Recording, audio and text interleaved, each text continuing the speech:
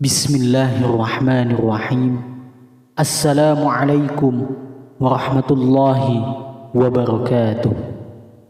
Berjumpa kembali sahabat beriman yang dirahmati Allah pada kesempatan yang sungguh mulia ini bersama channel Gema Zikir.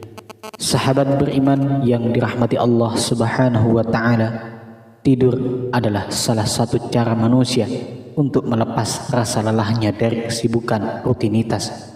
Oleh karena itu Allah Subhanahu wa Ta'ala berfirman, dan karena rahmatnya Dia jadikan untukmu malam dan siang supaya kamu beristirahat pada malam hari dan supaya kamu mencari sebagian dari karunia-Nya yaitu pada siang hari, dan supaya kamu bersyukur.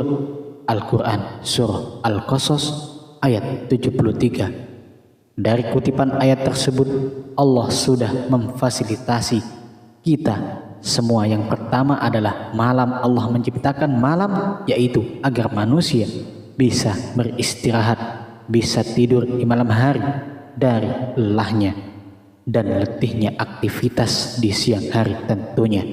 Dan Allah juga menciptakan siang agar manusia bisa mencari karunia-Nya dari Allah Subhanahu wa Ta'ala, yaitu menjemput rezeki.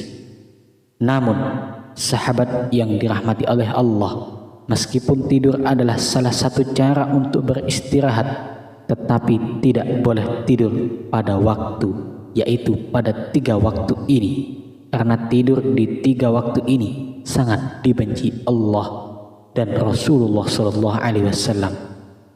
Yang pertama adalah tidur setelah sholat asar menuju maghrib, yang disebut dengan ini berasal dari kata, yaitu itu artinya adalah penyakit.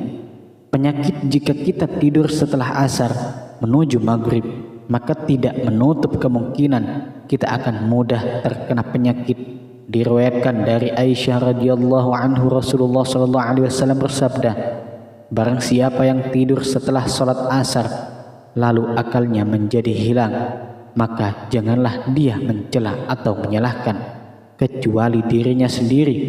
Dari kutipan hadis tersebut kita bisa ambil makna, barang siapa yang tidur setelah asar menuju maghrib, maka jika tiba-tiba hilang akalnya atau menjadi gila, maka dia jangan mencela atau menyalahkan orang lain, terkecuali dia harus menyalahkan dirinya sendiri. Yang kedua adalah tidur setelah sholat subuh. Sahabat beriman yang dirahmati Allah, tidur setelah sholat subuh disebut dengan khairullah. Ini diambil dari kata khalaya hulu, yang artinya mencegah atau terhalang. Maksudnya barang siapa yang tidur setelah subuh, maka dia akan terhalang dan tercegah dari keberkahan rezekinya. Rasulullah SAW selalu berdoa kepada Allah. Rasul berkata, ya Allah, berkahilah umatku di waktu paginya. Hadis riwayat Abu Daud.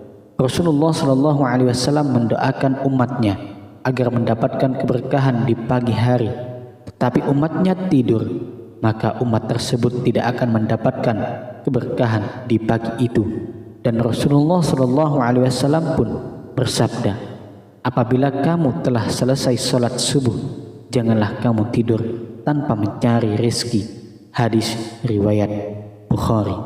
Mengutip dari hadis tersebut, Rasul sangat melarang jika umatnya tidur setelah subuh, karena yang Rasul perintahkan setelah sholat subuh, maka berangkatlah untuk mencari rezeki, mengais rezeki, dan menjemput rezeki.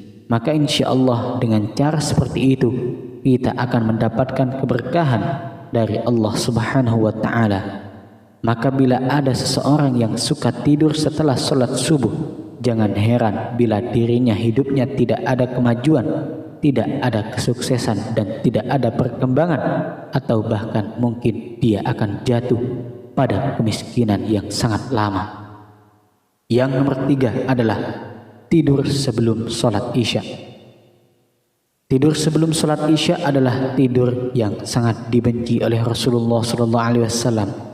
Dari Abu Barzah bahwasannya Nabi Muhammad SAW membenci tidur sebelum sholat Isya dan mengobrol perkara dunia setelahnya. Hadis riwayat Bukhari dan Muslim. Dari hadis tersebut kita bisa mengambil makna bahwa Rasulullah SAW sangat membenci tidur sebelum sholat Isya, apalagi duduk di masjid dan mengobrolkan perkara dunia. Rasul sangat tidak suka mengenai itu. Maka oleh karena itu, hindarilah tidur di 3 waktu. Yang pertama tidur setelah asar, yang kedua tidur setelah sholat subuh, yang ketiga tidur sebelum sholat Isya. Itu semuanya dibenci oleh Rasulullah SAW. Semoga video ini bermanfaat. Mohon maaf bila ada kekurangan sahabat. Akhirul kalam, Assalamualaikum warahmatullahi wabarakatuh.